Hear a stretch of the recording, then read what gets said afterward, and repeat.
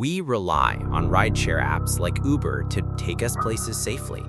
A ping on your phone, a name, a photo, and suddenly you're stepping into a stranger's car, trusting they'll get you where you need to go. But what happens when that trust is misplaced? What happens when the car door shuts and the ride becomes something far more sinister? These are 3 true rideshare horror stories, each one more disturbing than the last, and they'll make you think twice before ever hitting confirm ride again. Story 1. Wrong Turn. Natalie was a nursing student in San Diego, finishing a long double shift at the ER. It was just past 2 a.m., and the hospital parking lot felt too empty. Exhausted, she called an Uber instead of taking the bus. She rarely used the app, but tonight she didn't want to wait alone. The car arrived quickly, a black Honda Civic, clean, quiet. The driver's name? Victor. She slid into the back seat, barely muttering hello. Victor didn't speak either, just nodded once through the rearview mirror and started driving. For the first few minutes, the ride was normal. Soft radio playing, streetlights flashing past. But then Natalie noticed something strange. They weren't taking the usual route. She leaned forward. "Hey, I think you missed the turn on Main." No response. Victor's hands stayed tight on the wheel. "Sir?" she asked again, louder. This time he mumbled something. It was low, almost like he was talking to himself. "Just a little detour." Natalie felt a chill crawl down her spine. She opened the Uber app, no route showing. The car's GPS was disabled. The screen said no connection. They turned down a poorly lit road, lined with construction fencing and abandoned buildings. Natalie reached for the door handle. Locked. Her heart began pounding. She said, louder, "I want to get out, right now!" Victor didn't react. Then suddenly, the car stopped, not at a red light, not near anything. He slowly turned around in his seat. His eyes didn't look angry. They looked empty. And then he said something that made her blood run cold. "You look just like her." Natalie froze. "Like who?" she whispered. He stared at her, face twitching, then suddenly reached into the glove compartment. She panicked, kicked the back of his seat, screaming. Just then, another car turned the corner ahead. Headlights lit them both up. Victor hesitated. Natalie used the distraction to unlock the door manually, stumble out of the car, and run.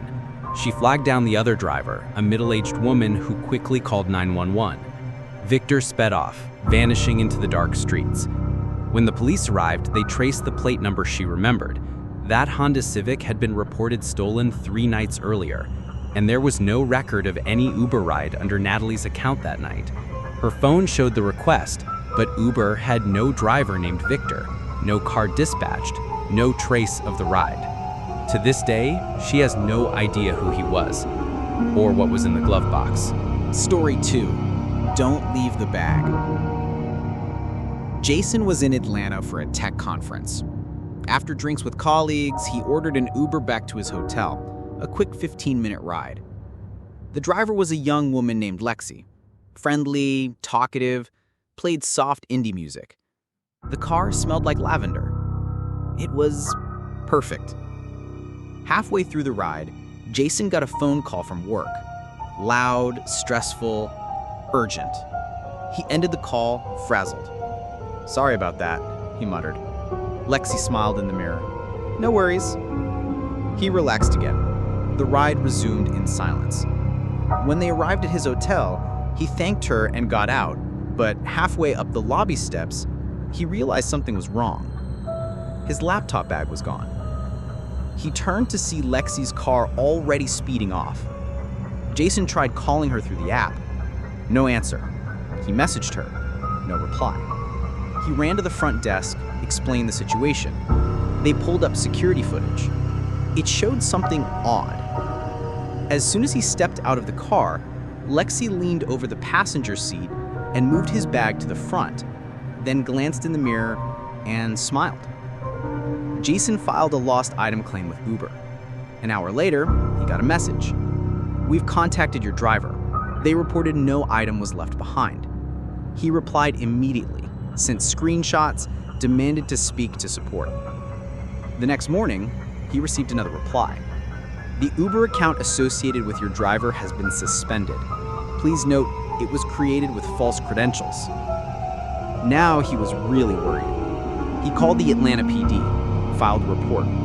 He needed the laptop back. It held confidential company data. 2 days later, police contacted him.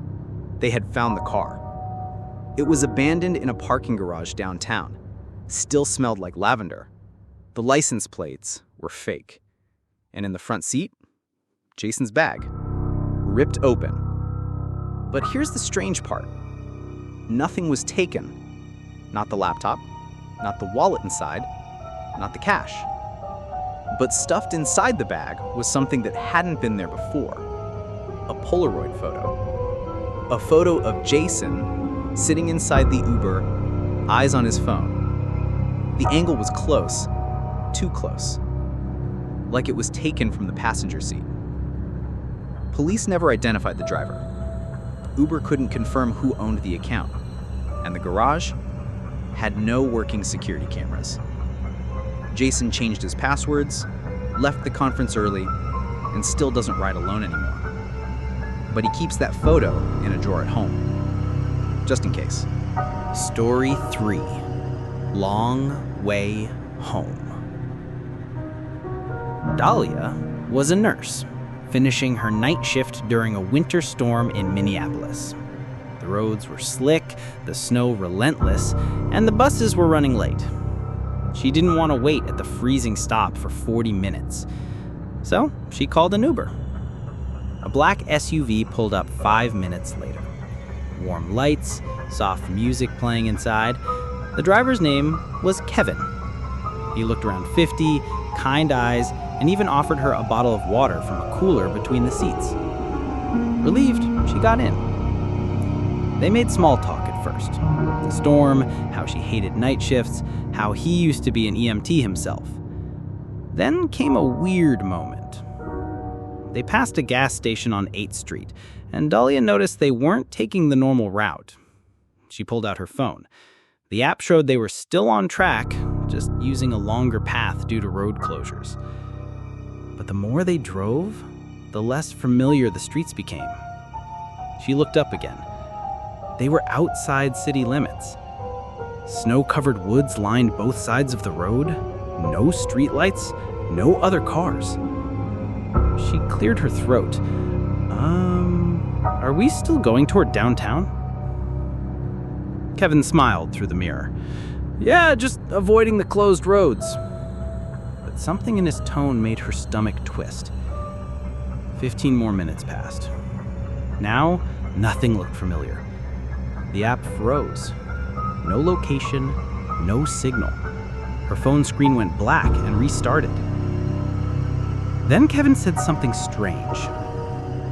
You know, they say this stretch of road used to be native land. No one lived out here for long.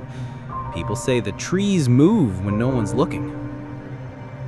Dahlia blinked. Sorry, what? She said, nervous. Kevin chuckled to himself. Just local stories. Keeps the rides interesting. But Dahlia was no longer amused. She checked her door. It was locked. She was now gripping her keys in her coat pocket, heart pounding. Suddenly, the car slowed down. They weren't near anything. Just woods, snow, quiet. Then Kevin spoke softly. I think I took a wrong turn.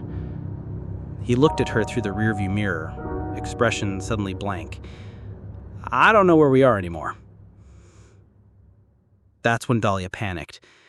Pull over. I'll find another ride, she demanded. But he didn't pull over. Instead, he mumbled again, almost in a trance. She looks like the others. Others? That's when she saw something ahead. In the snow, standing in the middle of the road, was a woman. No coat, barefoot, her hair long and dripping wet. Kevin slammed the brakes. But Dahlia realized something horrifying. That woman wasn't flinching. wasn't reacting. She just stood there, motionless, staring directly at Dahlia in the back seat. Kevin whispered, "Do you see her too?"